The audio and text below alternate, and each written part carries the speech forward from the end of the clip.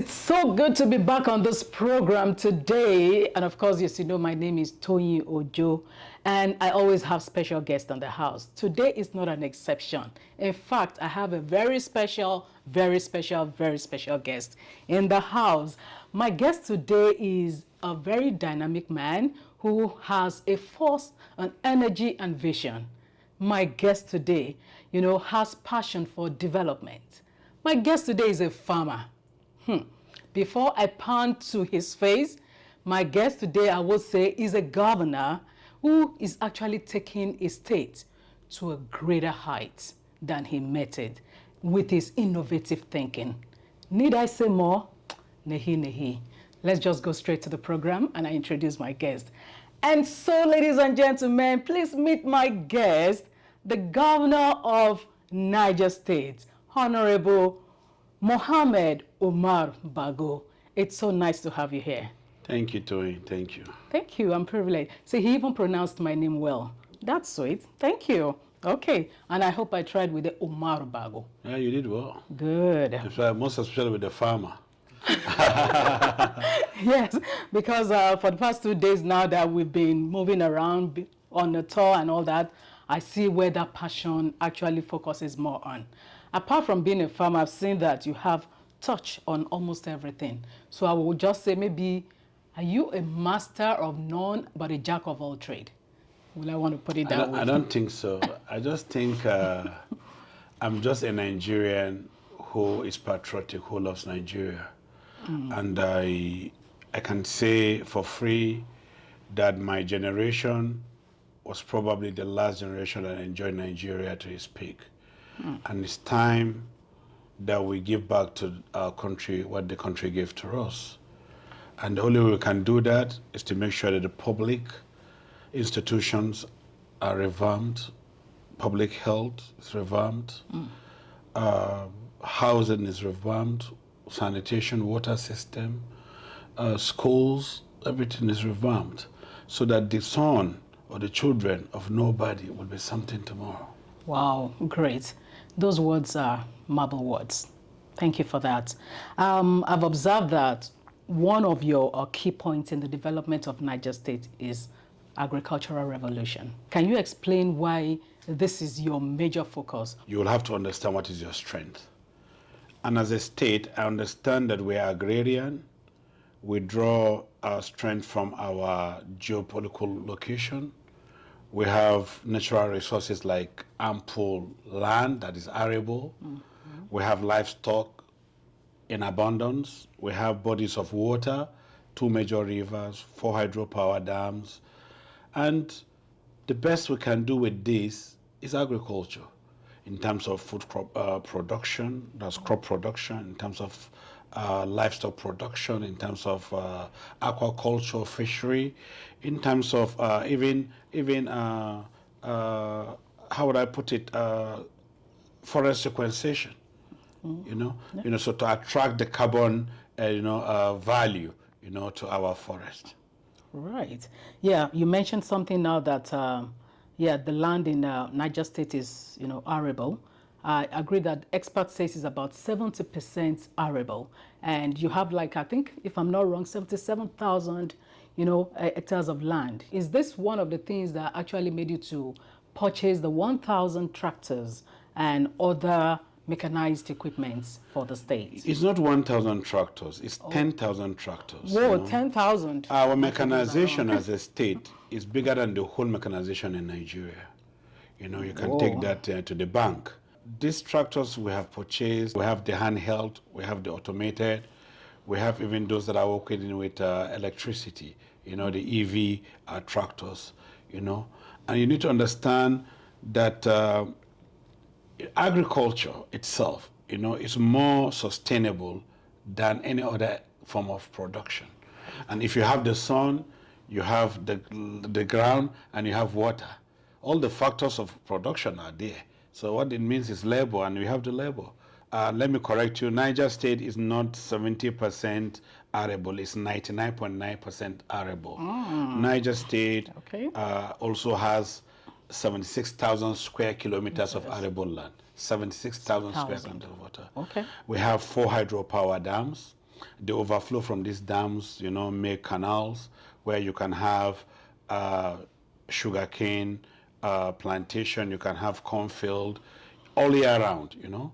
And right now we are also in sugarcane production where, you know, the value chain in sugarcane is going to be able to produce power for our people, energy. It's going to be able to produce feed mills for our feedlots so that our cattle can have better meals. It's going to produce employment for our steaming youths, Right. you know, and even the byproduct of bagasse and other things, ethanol can be produced from sugarcane, and that is another source of clean energy. You know, we are trying to key into the world market for carbon sequestration. With all these that you have put down, and you are still hoping to, you know, actually add to enhance agriculture in the state, how is it going to impact on Nigeria as a whole? Okay, right now Nigeria is facing a lot of challenges in terms of food security, Right. and one of the agenda of our president, number one, is food security. And food security doesn't come by just purchase of food from neighboring countries or abroad. It has to do with production. So as a pilot state for agricultural revolution for food production, we are also invested in storage facilities. Right now we are constructing 100,000 metric tons storage facility for corn and rice. Niger State is the largest producer of rice paddy, brown rice, as you know it over here, and also we have offtake agreement for soya and sesame seeds. So it's creating employment. You know, I call myself a farmer governor so that people will understand that you can be a governor as a farmer. You know, being a farmer does not depict that you are poor, or it doesn't depict that you cannot prosper. It brings prosperity to it. So a governor who is a farmer in Nigeria is doing very well. A governor who is a farmer does not even fark. You know, fark is one of the major problems of Nigeria. We need to stop fark. We sit down, share money. We need to have, you know, a purpose for this money.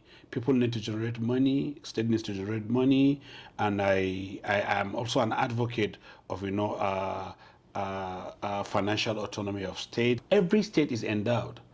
Right. In Nigeria, every state. So when you restrict certain potentials to federal government initiatives are, you know, being killed. If you concentrate in dependence on oil money, you know, other opportunities are being, you know, killed. So there is need for us to understand that there must be collaboration among all tiers of government. However, subnationals should be given opportunity to explore resources, you know, available to them in their states for the prosperity of their people.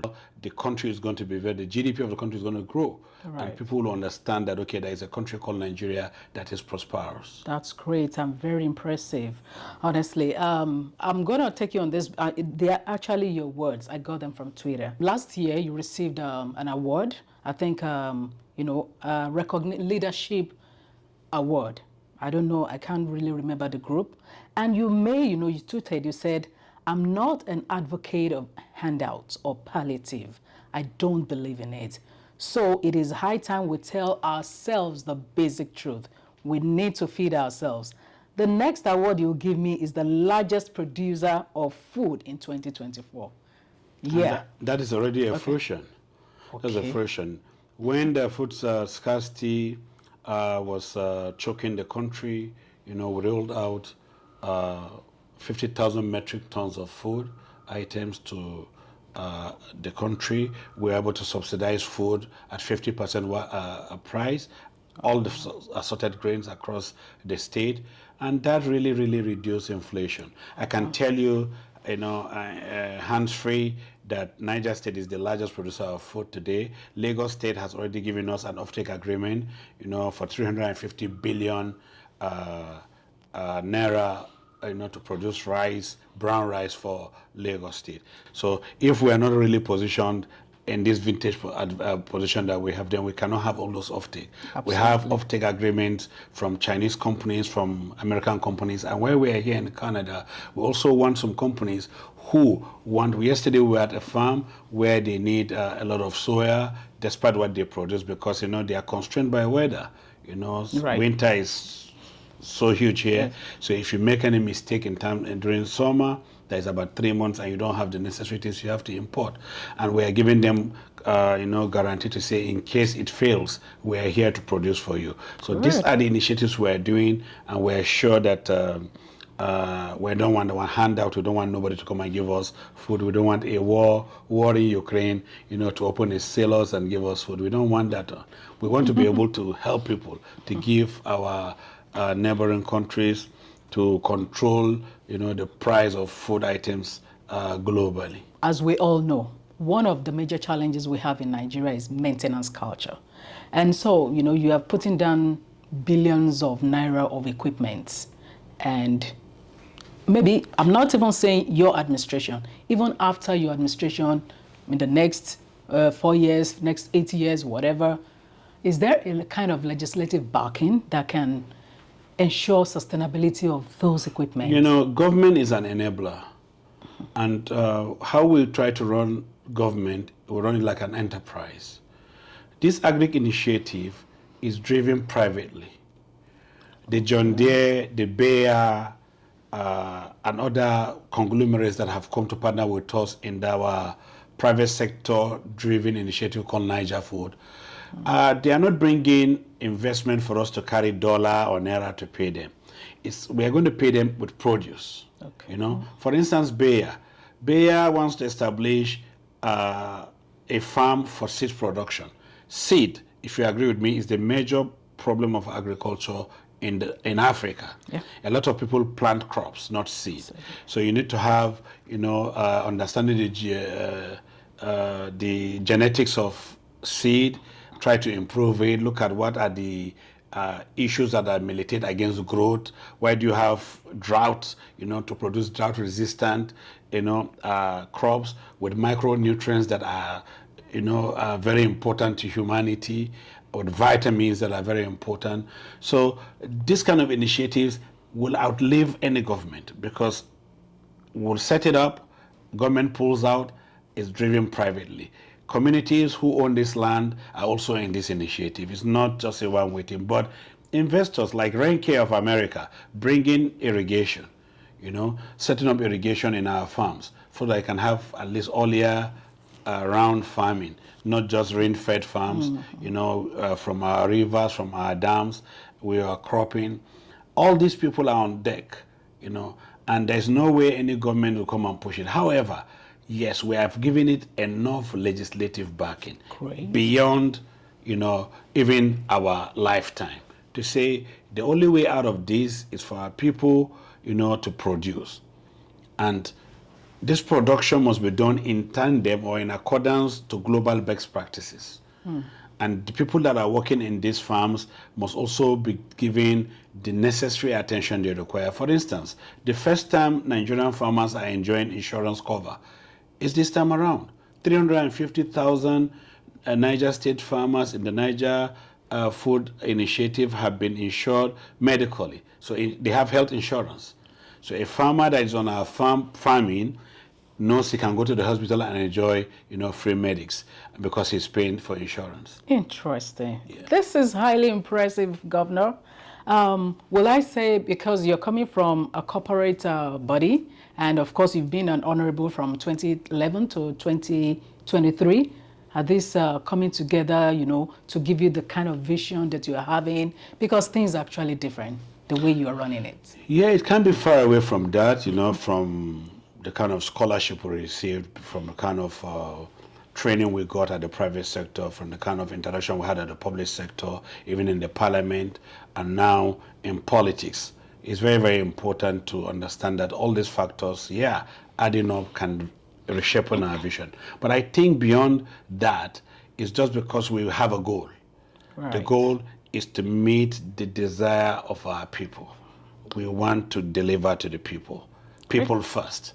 So because we have put people first, we're sure that our vision will be reshaped to address people-oriented issues and programs.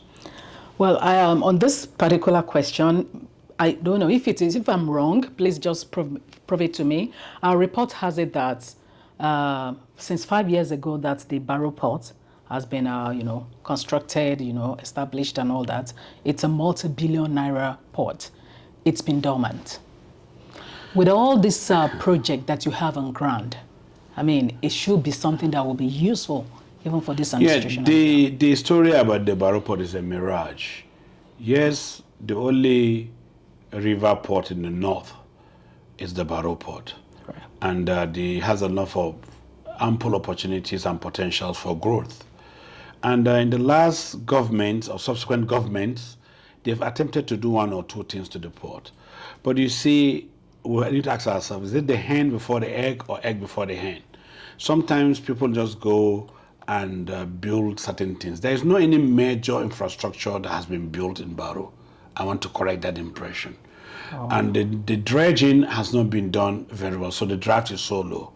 We need to have investment in the shore and bank protection. We need to have serious dredging to get the necessary draft. We need to invest in batches and also tugboats on that axis. With that, it's going to solve a lot of problems. And I'll give you an example. Now, in our visit to the Saudi Arabia in Riyadh, we met with Saudi Al Marai. Saudi Al Marai company is one of the largest producers of dairy milk in the world. They need alfalfa. Alfalfa is a special grass that has all the micronutrients that cattle need to breed well. Okay. Now, we have alfalfa like a wild grass in Niger State because of the water we have. It needs so much water, but it's heavy. To transport alfalfa from the ports, from the mainland Niger to the ports, if you don't have an infrastructure that is going to be used through the port, through the inland port, or through the rail line, then it's a dream. You can't have it because you need to have serious investment. But right now, between Niger State government, Nigerian Railway Corporation, we are trying to revive the locomotive rail line along our alfalfa farms so that we can be able to move this heavy bunch of grasses, fold of grasses to Lagos. Okay. And it can be shipped through the Lagos port. However, it would have been better, to use the Niger River where the farms are and also just get them at the coast of Delta and just to the high sea. That would have been easy. But a lot of these investments are coming in, and we're sure that with our vision, a lot of partnership we are getting, some of these opportunities will be unlocked. Yeah. Okay. Okay. Away from agriculture and its allies, we've said so much on that. I guess because I know it's kind of a serious passion for you, and because you're a farmer. So let's talk about, you also said in your words that there's going to be, I think, 10 owned universities by 2027. How far is this project? Right now, I think we have hit 7. So we have the IBB University in Lapai. We have the Abdul Qadir Ukure University in Mina. We have the Abubakar Imam University of Technology and Innovation in Zungeru. We have the Abdul Salam Abubakar University of Agriculture and Climate Change in Mokwa. We have a Federal University of Education in Kontagora. Okay. We have a Federal University in Mina, that is 6. So, and we are counting. Then we have Federal Polytechnic in Bidda, and so on and so forth. So we're sure 2027, we're going to surpass it before 2027. Great. Okay. I'll be alive, inshallah, to hear more about it and read more about it. Okay, so I just want to ask, now we're going on a lighter note. Yes, we've been very serious. Like I mentioned earlier, from 2011 to 2023, you were in the House of, Rep, and to become the governor. How has the journey been like? Would you describe it as, in my own words, let me say, sweet, challenging, bitter, just in your own words, now describe it. Let me tell you one of my strong driving forces in this journey of politics. I've enjoyed unprecedented love from my people. As a banker, I came out in 2009 and ventured into politics because my people called me to come represent them. Okay. I didn't have politics in mind. And I answered the call in 2011 from an opposition party, brand new party. I was voted in as a member in the most populated city of Niger State for the first time. And after 4 years, nobody had ever been elected twice in any capacity. In that constituency, I was given the opportunity for a second term. Again, after another 4 years, I had the third opportunity. So transitioning from opposition party to even a ruling party with all the indices that have shown that it never happened because of the love of the people. And in my own journey to become a governor of Niger State again, against all odds, everybody didn't believe it was going to happen. But today, I'm the governor of Niger State. So I can tell you that in my 50 years of living and 20 years, 30 years of that is in work, I would tell you that I don't have reason to complain than to be grateful to God. It's not bitter. It is just challenging. And the challenges can never militate against any progress. We'll surmount them as they surface, but it's not bitter, it's a sweet bitter. Experience. That's a good one. Do you have time for the family? Yes, I do. I try to have time for the family. That's the most difficult part of politics. I know. And you know, I can tell you that at a point in time, while I was in the bank, it was more stressful than being a politician. Really? Yes. Well, as a rookie in the bank, I have to wake up very early, go to the bank, my children will be sleeping, come back home, they are back from school sleeping. So unless, of course, you close too early, you can't get to see your children probably weekend. And the weekend they're around, they have to go for Islamic school, they have to go to the parks, they have to go for birthday parties, they have to do it. So they're also busy, they don't have your time. So there was this gap, vacuum between myself and my children. But what I did was to improvise a way of bringing my children into my workplace. So while I'm in the office, they can come play, other people's children knew I had toys in my office, they could come play with them, and even when I was in the National Assembly, it was also the same thing. But you have to create time. Even now as a governor, and if this was my office probably and my kids are on holiday, you'll find them sitting, and working, because the only way they can interact with you is to see you work. They can ask you a very flimsy question, but probably it's been in their mind for a long time. And they get the answer in just a second and they're satisfied. So this is, how we do it. But it's not easy to manage families. But, I give kudos to my wife. She's been with me. She stood by me all this while. She's standing by me all this while. There are occupational hazards in this job. Right. You have distractions. You have anything. Will come between you and your family. But she stood very firmly, encouraged me, gave me all the support. When I want to break down, she will put more fuel to me and tell me you can make it. I want to thank my family too, and every other person, my friends, they've all been around me. So, life is not a soft gel. No, life is a hard gel. So it's a hard gel. So you have to make it melt. Yeah, and I also want to say thank you to Madam for doing that. Great job. So I would say it's a commendation. At the same time, it's a fact. You have so much wisdom. King Solomon in the Bible. Yeah. I know you are Muslim, but at least King Solomon in the Bible was someone who had so much wisdom. But he had, apart from the number of wives, he also has, I think, 300 concubines. So how many concubines? Because you have so much, you have many wisdom. I wish I can marry 4 wives, but I can't. Why not now? Because I just told you the kind of story. Islam allows it. Yeah, it allows it.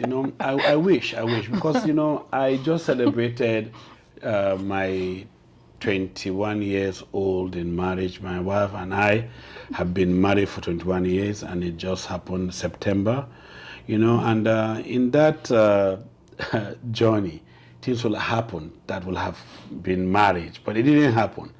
But now I'm getting weak. My spine is broken. My beards are getting gray. Really? My eye bags are swollen. I'm using glasses to see. So I don't think I need that kind of energy again. But I think, and King Solomon is King Solomon, while I'm not a King Solomon. So he had God beside him, and the angels were helping him. But I tell people that if wishes were horses, I would have had 4. I envy people that have more than one, because let me tell you, and this is a fact, if you have, as a Muslim, 2 wives, 3 wives, 4 wives, it gives your wives opportunity and rest time. It gives you opportunity to also, balance your work life. For example, my wife has taken my children to school. If I had a second wife, she would have been here with me.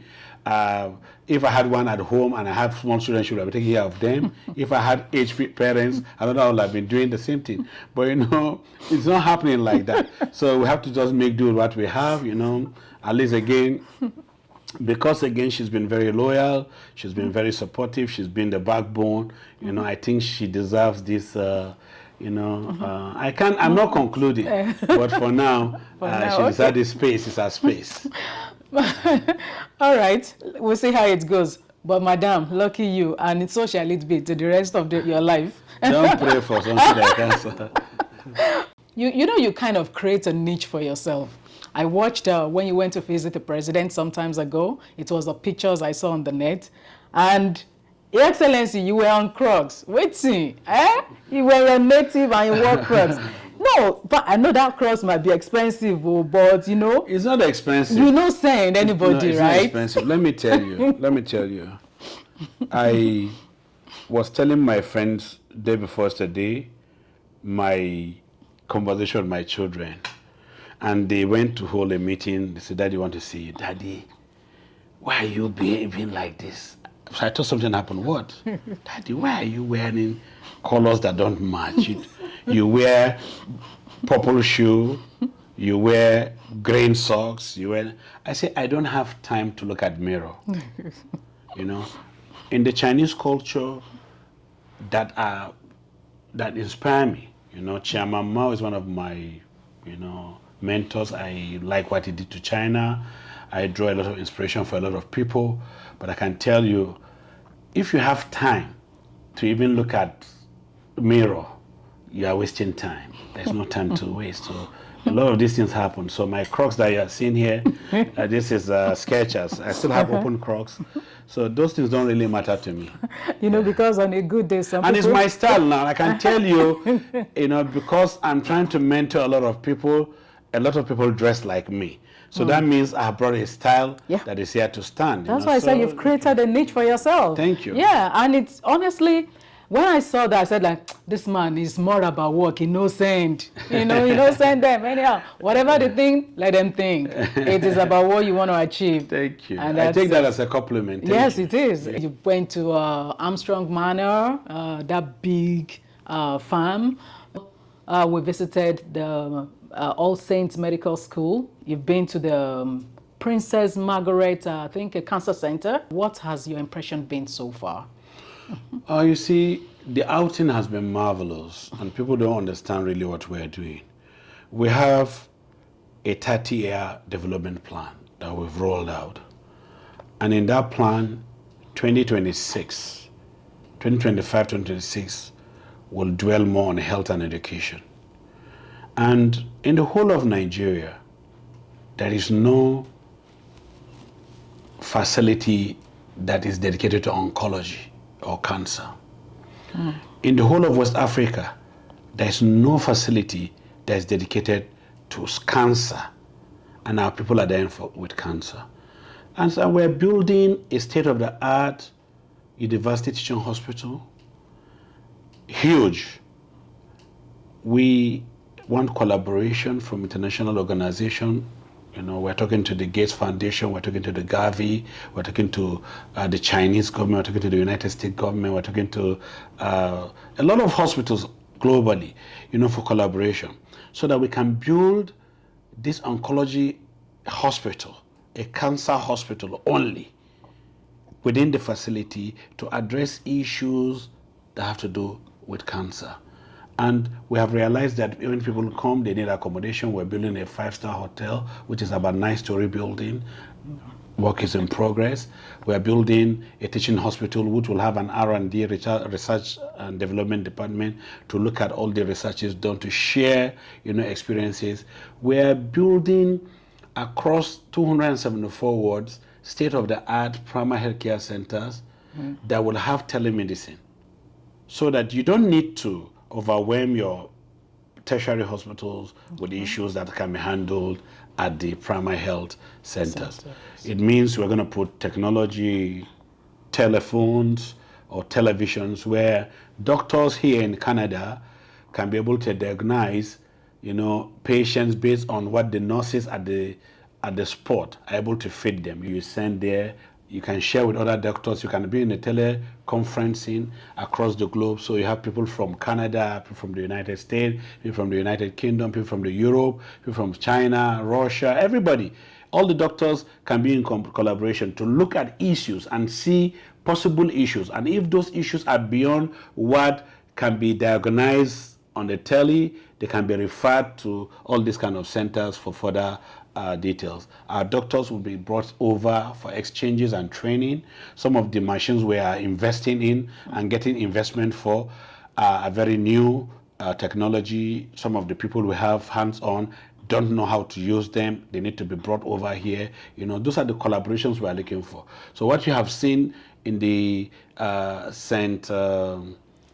the medicine school. The medicine school. Yeah. What's this? All Saints. All Saints school. Yeah, is to bring fresh doctors, children of nobody, who are very intelligent, to bring them here, and also graduates who read biochemistry, zoology, other very important science courses, because of lack of opportunity to read medicine, who are interested, can be brought in again for refresher and also become doctors within just a short while.